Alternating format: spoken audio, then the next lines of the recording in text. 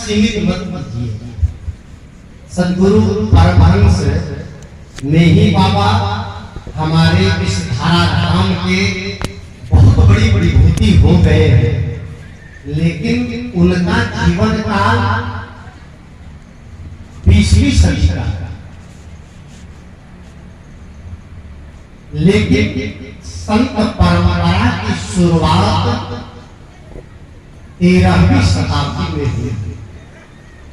जो लोग विद्वान हैं, जो लोग साहित्य की समझ रखते हैं, जो लोग इतिहास को जानना चाहते हैं और जो लोग निष्पक्षता पूर्वक संत परंपरा का अनुशीलन करना चाहते हैं, वो इस बात को जान लें कि संत मत की शुरुआत सदगुरु कबीर साहब से हुई। संत परंपरा की शुरुआत सदगुरु कबीर साहब से हुई। और आप लोगों को सुखद आश्चर्य भी होगा यह जान करके कि सदगुरु कबीर साहब के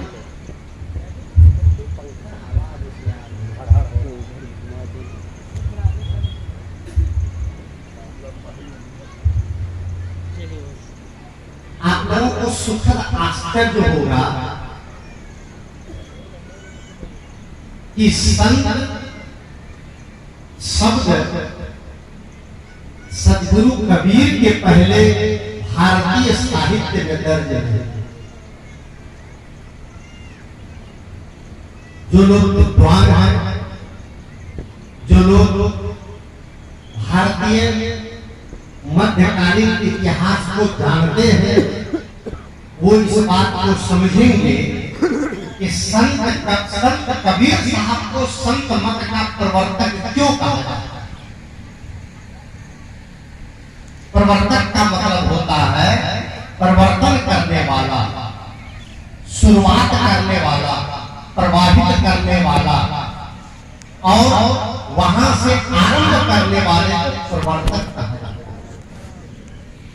संत कबीर साहब के पहले साधु शब्द था। संस्कृत साहित्य में साधु शब्द बहुतायत मात्रा में पाए जाते हैं और सज्जन शब्द, साधक शब्द, विद्वान शब्द, ध्यानी शब्द, ऋषि और मुनि बहुत सारे शब्द पाए जाते हैं।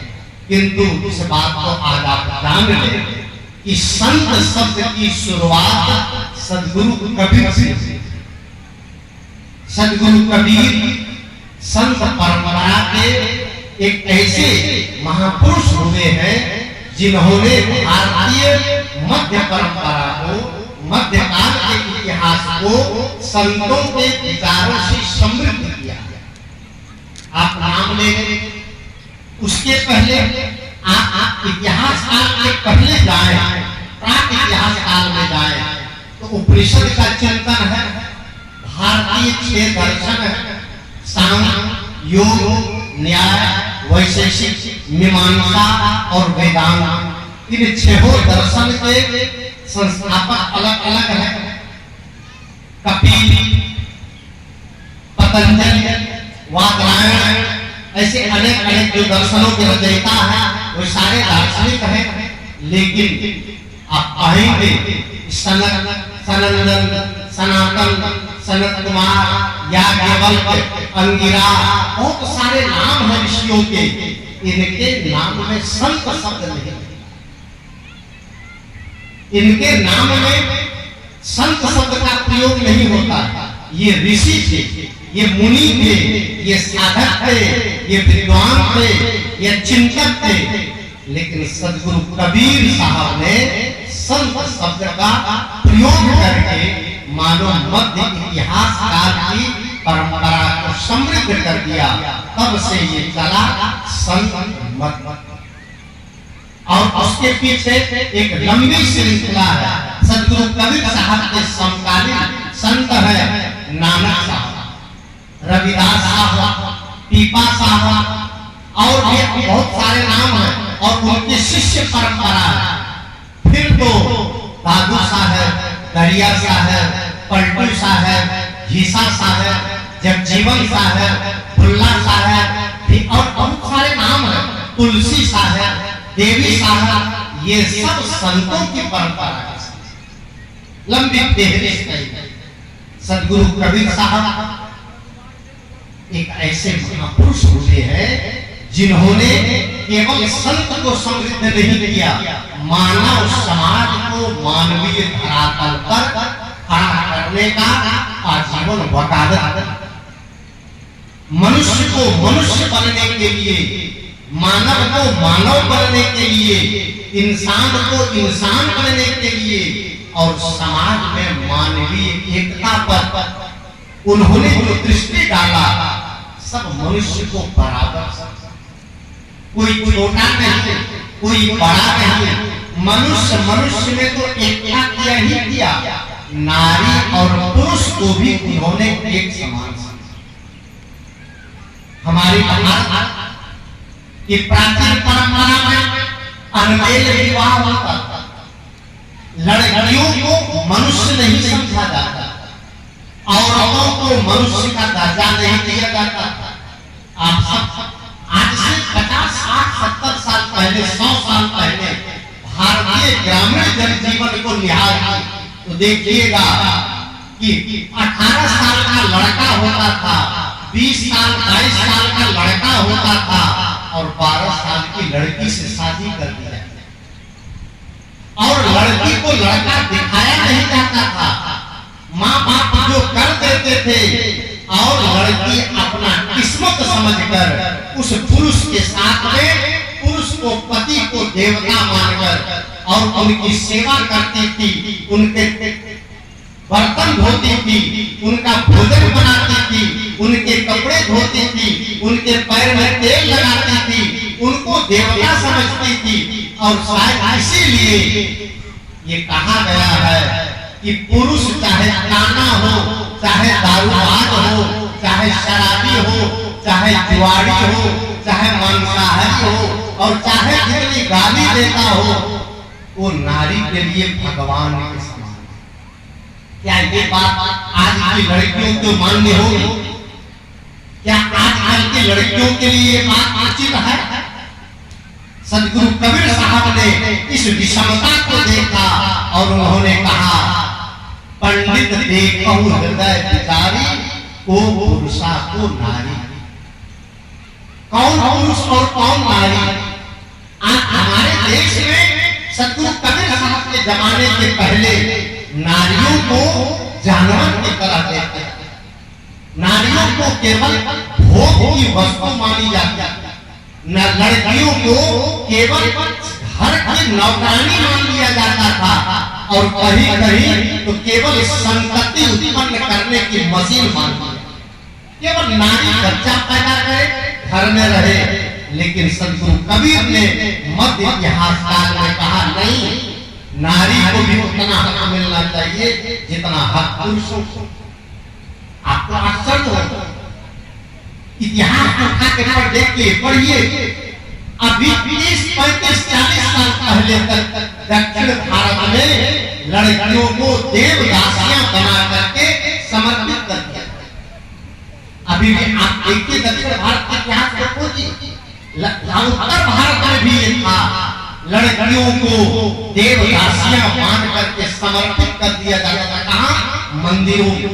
और नियम था, एक विशेष वर्ग की लड़कियां पैदा होती थी तो उन लड़कियों को देवदासियां बन करके मंदिर में रहना पड़ता था। मंदिर के जो पुजारी होते थे वो उन बच्चियों का उपभोग करते थे, उनके साथ में वो दुर्व्यवहार करते थे। लेकिन रिवाज क्या, परंपरा थी, लड़कियां केवल भोग्या है, लड़कियों को शिक्षा का अधिकार नहीं था, लड़कियों को पढ़ने का अधिकार नहीं था, लड़कियों को किसी भी तरह के आगे बढ़ने का अधिकार नहीं था।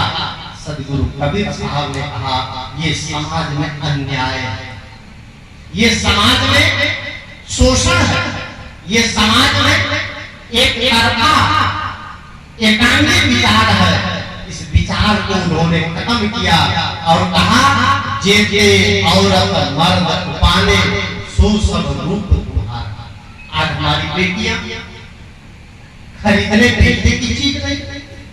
आज हमारी माताएं, जिस देश में ये कहा गया यत्र नार्यस्य पूज्यन्ते रमन्ते तत्र देवता, जहां नारियों की पूजा होती है वहां देवता निवास करते हैं, उस देश में नारियों का शोषण हो रहा था, उस देश में नारियों के साथ अत्याचार हो रहा था। सद्गुरु कबीर साहब ने बड़ी नजदीक से देखा और कहा कि नारी और पुरुष दोनों में आत्मा समान है, दोनों में रूह समान है, दोनों में चेतना समान है, दोनों में ज्ञान समान है, दोनों में शक्तियां समान है, दोनों में क्षमता समान है। और इसलिए उनके संदेशों को समाज में अपनाया और परिणाम क्या हुआ? आज नारियां कदम से कदम मिलाकर पुरुष के साथ, ये कितनी बड़ी विजय सद्गुरु कबीर। आज हमारे देश की लड़कियां पुरुषों लड़कों से किसी भी काम में पीछे नहीं। पढ़ाई के क्षेत्र में, टेक्नोलॉजी के क्षेत्र में, विज्ञान के क्षेत्र में, चिकित्सा के क्षेत्र में, अनुसंधान के क्षेत्र में, आप पर्यटन के क्षेत्र में, किसी भी क्षेत्र में आप चले जाएं और इन मंचों पर भी अगर आप साथी सती साथी को डाल दें तो ये मंच भी भर जाएगा। हमारी बेटियों में कम ताकत नहीं है। एक साथ में लिखा है कि नारी कल भी भारी थी, नारी आज भी भारी है, पुरुष कल भी आभारी था और पुरुष आज भी आभारी। सद्गुरु कबीर साहब ने भेदभाव नहीं, जैसे उन्होंने हिंदू और मुस्लिम को एक समझा, ब्राह्मण और शूद्र को एक समझा, अवर्ण और सवर्ण को एक समझा, काले और गोरे को एक समझा, निर्धन और धनवान को एक समझा, वैसे उन्होंने नारी और पुरुष को भी एकता के सूत्र में बांधने। ये सद्गुरु कबीर साहब का संदेश आज हमारे देश में खास करके उत्तर बिहार और उत्तर बिहार को खास करके उत्तर भारत, आज भी हमारे देश में लड़कियों के अपेक्षा लड़कों का सम्मान ज्यादा था। आप सब भी जानते हैं माताओं की संख्या हमारे देश में अनुपात अगर देखा जाए, निकाला जाए तो पंजाब प्रदेश, हरियाणा प्रदेश और एनसीआर जिसको कहा जाता है, उत्तर मध्य क्षेत्र, वहां पर लड़कों के अनुपात में लड़कियों की संख्या कम हो गई। उसका कारण क्या है? उसका कारण है कि समाज में ये मान्यता है कि हमें अगर एक बच्चा चाहिए तो वह बच्चा क्या चाहिए? बेटा की बेटी? जोर से बोलिए। अगर किस सबसे कहा जाए शादी करना है और कर लीजिए और विवाह के बाद एक बच्चा केवल पैदा करना है, तो मन में कौन सी कल्पना होगी? बेटा की या बेटी की? बहुत कम प्रतिशत होगा जो ये सोचे, लोग सोचेंगे कि हमें बेटी हो जाए, बेटा नहीं चाहिए। नहीं साहब, हमारे तो देश में 5-5 बेटी हो जाती है। किसकी प्रतीक्षा में? बोलिए, किसकी प्रतीक्षा में? बेटा के प्रतीक्षा में 5-5 बेटियां। एक जगह सुपौल जिला में घर में देखा तो 12-13 बेटे। अब घूमे संदर्भ तो हम पूछे ये सब बच्चियां कुछ रिश्तेदारों से आई है क्या? और उसकी जो घर की बूढ़ी माता जी थी वो कहते नहीं साहब, सब हमारी पोती। हमने कहा बहुत बढ़िया है, तो कितने बेटे हैं आपके? तो उसने कहा बेटा तो हमको एक ही है। हमने कहा देखते हैं ये 10-11-12 पोती घूम रही है, ये और अगल बगल के हैं क्या? कहा नहीं पापा, ये सब एक ही बेटा की बेटी है, सब ये पोती है। हमने कहा 11-12 एक शादी हमने करवाई बेटे की, उससे 6 बेटी हो गई, बेटा नहीं हुआ। तो हमने दूसरी शादी करवा दी और उससे भी 6 बच्चे हो गई, अब बेटा नहीं। हमने कहा तब क्या विचार है? कहा बाबा हो सकता है कि बेटा हो जाए। अब एक बेटे की प्रतीक्षा में 12 बेटियों को जन्म दिया, लेकिन उन बेटियों को बेटा का हक नहीं मिला। सतगुरु कबीर साहब इसके विरुद्ध। सतगुरु कबीर साहब कहते थे बेटा और बेटी दोनों बराबर, दोनों समान, दोनों को बराबर लाड करे, दुलार करे, प्यार करे।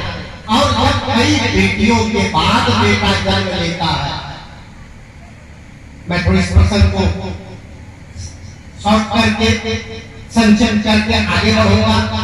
जब कई बेटियों के बाद बेटा जन्म लेता है, तब तो माँ और बाप सबका कलेजा चौड़ा हो जाता है। देर से ही सही, लेकिन कुल में एक ऐसा दीपक जलाने वाला हो गया कि हम सबका उद्धार। क्या आपको लगता है कि जिसके जिसके परिवार में बेटा है सबका उद्धार होने का सर्टिफिकेट मिल गया है? आदमी के दिमाग में इस तरह का अंधविश्वास था। एक जगह बिहार में, एक जगह क्या कहूँ, मुझे कहते कहते संकोच भी होता। एक जगह एक दादी पोता को गोद में लेती है, पोतियां, और संयोग से अंतिम जो बच्चा था वो ट्विंस का मतलब जुड़वा, एक बेटा और एक बेटी, दोनों जन्म दिए। तो दोनों को गोद में ले रहे थे। अब उसके पहले उसकी 4 पोतियां थी, लेकिन जब उन्होंने पोता को गोद में लिया तो ऐसे ऐसे हिला हिला करके उसको खिलाए और बड़े बोले, तू राजा है, तू चंदा है, तू सूरज है, तू दीपक है, तू तारा है, तू पता नहीं क्या क्या। और उसको उतार के अब पोती को लिया गोद में, तो ऐसे ऐसे हिलाती है और कहती है इन्हें या और उन्हें जो, और जल्दी से मर। क्यों भाई, वो क्यों मर जाएगी? वो जो पोता है वो चांद का टुकड़ा है, और पोती जल्दी से मर जाएगी। ये हमारे समाज में जो एक दुविधा है, जो एक अंधविश्वास है, जो एक गलत रूढ़ी है, गलत परंपरा है, इस परंपरा को तोड़ी। क्योंकि प्रसंग आया है तो मैं इस बात को कह दूं, आज बेटों के लालच में बेटियों को कोख में मार दिया। कितनी बड़ी हत्या, कितना बड़ा जघन्य पाप, कितना बड़ा अपराध, कितना बड़ा दंडनीय कार्य कर रहे हैं समाज के लोग। बेटियों के बेटों के लालच में बेटियों को कोख में मार दिया जाता है। और मारने वाले कौन होते हैं? अगर आपके भाई को कोई मार दे तो केस कर देंगे, अगर बाप को कोई मार दे तो केस कर देंगे, अगर आपकी जवान बेटी पर कोई हाथ लगा दे तो केस कर देंगे। और आप अपनी ही बेटी को कोख में हत्या कर देते हैं, इस पर केस होता है। भ्रूण हत्या, कोख में हत्या, गर्भपात। मैंने प्रोग्राम में कहा एक भाई बहन मिलने आए, बहन कहती है बाबा हमको आशीर्वाद दीजिए, खुद बेटा हुआ। ये भी एक बड़ा भ्रम, ये बड़ा भ्रम है कि लोग महात्माओं के पास जाते हैं दुनिया की चीजों को मांगने। आप संत के पास जाइए तो आप कहिए कि गुरुदेव हमारे मन में अशांति रहती है, आप आशीर्वाद दे, हमारा मन साधना भजन में लगे, हमारे मन को शीतलता मिले। आप संतों के पास जाएं तो आप कहे कि साहब हमारा मन संसार में बड़ा मोहग्रस्त है, आप ऐसा आशीर्वाद दें कि अब हमारी उम्र बढ़ रही है, हमारा मोह, हमारा लोभ घटे, हमारी कामना घटे, हमारी आसक्ति घटे, हमारे अंदर की वासना घटे, हमारे अंदर का आक्रोश घटे, अंदर की चिंता और विकलता घटे। ये नहीं मानते। संत के पास जाते हैं तो कहते बाबा कृपा करिए ना, घर सुना है, घर में दिया जलाने वाला नहीं है, तो क्या करें? बाबा के पास में माची से आपको दिया जलाने को दे देगा। आप क्या मांगते, क्यों मांगते हैं, और संतों से आप जो मांग रहे हैं उसका क्या मांगते? हमारे पास भी वो भाई बहन है, बहन ने कहा, महिला ने कहा कि बाबा 6 बेटी हमारे कोख में आई और बेटा नहीं आया, आशीर्वाद दीजिए कि बेटा हो जाए। झट उसके भाई वही बैठा था, पति नहीं भाई, उसने कहा बाबा ये हत्यारा है, ये चंडाला है, ये पातिल है, इसको बिल्कुल आशीर्वाद मत दीजिए बेटा। उसके सगे भाई ने, मैंने कहा क्यों? कहा बाबा 6 बेटी इसके गर्भ में आई, 2 को तो जन्म दिया और 4 को इन्होंने मार दिया, 4 को इन्होंने मार दिया। और मैं सद्गुरु से प्रार्थना करता हूँ कि भगवान परमात्मा गुरुदेव इनको कभी बेटा न दे, क्योंकि बेटे की चाहत में इन्होंने लक्ष्मी का, दुर्गा का, हमारी सरस्वती का, हमारे घर की रंगोली और हमारे घर की इज्जत का कत्ल किया है। ये कितना करना। एक संत ने तो कहा कि बेटियों को जब तक आप मारते रहेंगे तब तक समाज आपका इतना विकृत होता रहेगा, इतना विकृत होता रहेगा कि समाज का यह काम आपके जीवन को नरक बना। इसलिए संत कबीर का सिद्धांत है कि नारी और पुरुष दोनों का बराबर आदर करें, बराबर सम्मान करें। इस भ्रम में न रहे कि हमारी बेटा है तो हमारा उपहार कर देगा, बेटी है तो हमें दुख देगी। अरे मैं तो कहता हूँ मत मारिए इन बेटियों। गर्भ में बेटियां आती हैं, बेटा जो भी आए, अगर बेटियां आए उन बेटियों का सम्मान कीजिए, उनको दुलार कीजिए, उनको प्यार कीजिए, उनका आप समाज के बीच में रख करके आप उनके प्रति एक विशेष नजरिया रखिए, लाइए, जिससे बेटियों का आदर। बेटियां हैं तो आपके घर में बहू है, बेटियां हैं तो आपकी संपत्ति को आगे बढ़ाने के लिए एक आपके पास विरासत है। बेटियां हैं तो आपका घर रोशन है, बेटियां हैं तो आपके घर में सुंदर सुंदर पकवान बन रहे हैं, और बेटियां नहीं होंगी तो आपके घर में किरदारी भी नहीं। एक संत ने कहा है, गाया है, मैं इस पर पंक्तियां गाया करता हूं कि गर्भ में जब बेटी को मार दिया जाता है और मारने की तैयारी होती है, मारने वाले लोग कौन होते हैं? क्या पड़ोसी, क्या चाचा, क्या जेठ जेठानी? नहीं साहब, गर्भ के बच्चे को मारने की पहली तैयारी करती है उसकी अपनी माँ, उसका अपना बाप, और इन दोनों के सहमति से गर्भस्थ शिशु पर हथियार चलाया जाता है। और दृश्य कल्पना करिए, वह दृश्य कैसा है? आज हमारे देश में लगभग 22% IAS अधिकारी हैं लड़कियां, लगभग 18% IPS अधिकारियां हैं हमारी बेटियां।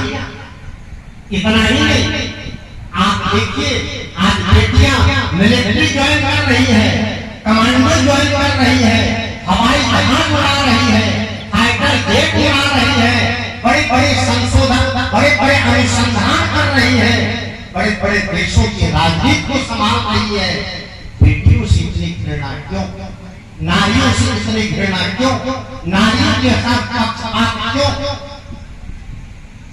एक बेटी पर जब चाकू चल रहा है तब बेटी गर्भ से रो पड़ी। मुझे पंक्ति याद है, मैं चाहूंगा कि उसको मैं सुनाऊं और अपने इस प्रसंग को समाप्त करके अगले प्रसंग को शुरू करूं। गर्भ में बेटी को माना जाता है बेटे के लोभ हो, लेकिन याद रखिएगा जिस बेटे के आनंद में आप बेटियों को मानते हैं वह बेटा बड़ा होकर के विवाह करके कई बार ऐसा होता है माँ बाप से अलग, माँ बाप से दूर हो जाता है, माँ बाप का दुश्मन बन जाता है, माँ बाप के प्रति विरोध पैदा कर लेता है। और बेटियां जिनको आप मार देना चाहते हैं वह बेटी जब तक घर में रहती है आपके कलेजे से लगती है। बेटी घर में बड़ी होती है तो आपके बर्तन भी मांज देगी, आपके जूठे भी खा देगी, भोजन भी बना देगी, आपके कपड़े भी धो देगी। और वो बेटी ही है जब कभी माँ के सिर में दर्द होता है तो बेटा का दूर से पूछ लेगा कि माँ सिर में दर्द है गोली लेके सो जाओ, लेकिन बेटी होती है वो नहीं कह पाती है, वो तो नजदीक आती है, आपके माथे को सहलाती है, माथे में तेल लगाती है। और जब तक माँ की आंखों में नींद नहीं आ जाती है तब तक बेटी सोती है। उन बेटी और वह बेटी जब आप उसके हाथ पीले कर देते हैं ससुराल चली जाती है, बेटी ससुराल जाकर भी चैन से नहीं रहती है। और भले अपने माँ बाप का घर छोड़कर पति और सास ससुर के घर चली जाती है, लेकिन वहां जाने के बाद भी घर में भोजन बनाती है, पति को, सास को, ससुर को, देवर को, ननद को खिला करके जब खाने बैठती है ससुराल में तो बेटी को याद आती है, पता नहीं मेरे नैहर में मेरी माँ खाना खाई होगी कि नहीं, उनके खाने में रोटी आई होगी कि नहीं, बाबूजी की दवाई चल रही थी, माँ ने दवाई दिया कि नहीं दिया। और बड़ी ही आत्मीयता से फोन उठा करके और माँ को पूछती है, माँ रोटी बनाया, भोजन आपने किया, पिताजी को दवाई दी, पिताजी के कमर में दर्द रहा आपने उसको मलहम लगा दिया। ये चिंता केवल बेटियां कर सकती है, बेटा उनकी चिंता नहीं करता। और उस बेटियों को जब कोख में मार दिया जाता है तो मानो कोख की बेटी रो करके कहती है, क्या कहती है,